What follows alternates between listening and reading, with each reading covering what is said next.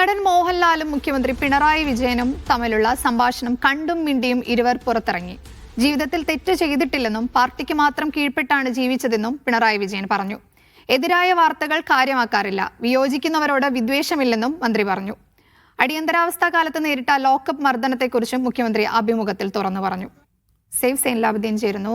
Safe, അഭിമുഖത്തിൽ മന്ത്രി പറഞ്ഞ കാര്യങ്ങളെ നമ്മൾ എങ്ങനെ കാണണം ഈ ഒരു തെരഞ്ഞെടുപ്പ് അടുത്തിരിക്കെ?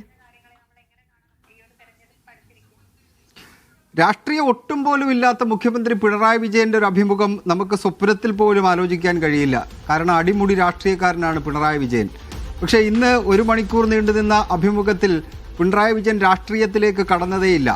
മലയാളികൾ കേട്ടിട്ടില്ലാത്ത, മലയാളികൾ കേട്ടാൽ ഒരു പക്ഷെ വിശ്വസിക്കാത്ത കുറേ കാര്യങ്ങൾ പിണറായി വിജയൻ അഭിമുഖത്തിൽ ഇന്ന് പറയുന്നുണ്ടായിരുന്നു. അത് മലയാളികൾക്ക് കേട്ട് പരിചയമുള്ള കാര്യങ്ങളല്ല, വ്യക്തിജീവിതവുമായി ബന്ധപ്പെട്ട് അദ്ദേഹം ഇന്ന് അഭിമുഖത്തിൽ പറഞ്ഞത് എന്നുള്ളതാണ് ഏറ്റവും രസകരമായ കാര്യം. മലയാളത്തിൻ്റെ മഹാനടൻ മോഹൻലാൽ കേരളത്തിൻ്റെ ഇടതുമുന്നണിയുടെ നായകനെ അഭിമുഖം ചെയ്യുമ്പോൾ വളരെ ഫ്ലെക്സിബിളായിട്ട് പിണറായി വിജയൻ അതിനകത്ത് മറുപടി പറയുന്നുണ്ടായിരുന്നു. മോഹൻലാൽ എന്ന ആക്ടർ പറയേണ്ട കാര്യമില്ല, അദ്ദേഹം സ്വാഭാവികമായിട്ടും അങ്ങനെ തന്നെയാണ്. ചോദ്യങ്ങൾ ചോദിക്കുന്ന രീതി ഒക്കെ രസകരമായിരുന്നു.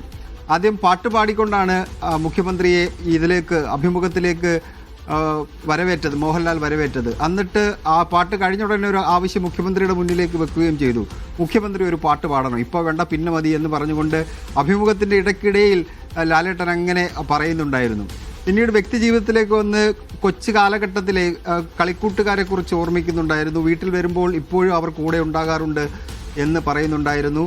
പിന്നീടുള്ളത് സ്കൂൾ കാലഘട്ടത്തിൽ പിണറായി വിജയൻ എന്ന പേര് മാത്രമേ നമുക്ക് പിണറായി വിജയനെ കുറിച്ച് കേട്ടിട്ടുള്ളൂ. പക്ഷേ മലയാളികൾക്ക് പുതിയ പിണറായി വിജയനെ കുറിച്ച് അവിടെ സ്കൂളിൽ വിളിച്ചിരുന്ന മറ്റൊരു പേര് ഇന്ന് വെളിപ്പെടുത്തുകയുണ്ടായി. മലയാളികൾ ആദ്യമായി കേൾക്കുന്നതായിരിക്കും അത് മുഖ്യസ്ഥൻ എന്നാണ് ഒരു അധ്യാപകൻ വിളിച്ചിരുന്നത്. അത് കൂട്ടുകാരെ ഏറ്റു വിളിക്കുമായിരുന്നു എന്നുകൂടി അദ്ദേഹം പറയുന്നുണ്ടായിരുന്നു.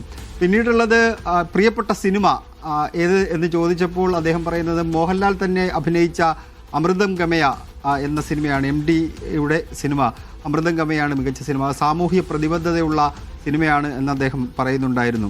സിനിമ പിന്നീട് പിണറായി വിജയൻ എന്ന ഖാദികനെ കുറിച്ച് പറയുന്നു. പിണറായി വിജയൻ 7ാം ക്ലാസ്സിലാണെന്ന് തോന്നുന്നു, 7ാം ക്ലാസ്സിലും കണ്ട് പഠിക്കുമ്പോഴാണ് കഥാപ്രസംഗം അവതരിപ്പിച്ചത് എന്ന് അദ്ദേഹം ഓർത്തെടുക്കുന്നുണ്ട്. പിന്നീട് അദ്ദേഹം സങ്കടപ്പെട്ട സമയങ്ങളെക്കുറിച്ച് ലാലേട്ടൻ ചോദിക്കുമ്പോൾ ഒന്ന് കോടിയേരി ബാലകൃഷ്ണൻ്റെ മരണമാണ്, താൻ പ്രസംഗിച്ചപ്പോൾ പ്രസംഗം പോലും പൂർത്തിയാക്കാൻ വേണ്ടി തനിക്ക് കഴിഞ്ഞില്ല. അമ്മയുടെ മരണത്തെക്കുറിച്ച് പറയുമ്പോൾ അതിവൈകാരികമായിട്ടായിരുന്നു അദ്ദേഹം പ്രതികരിച്ചത്.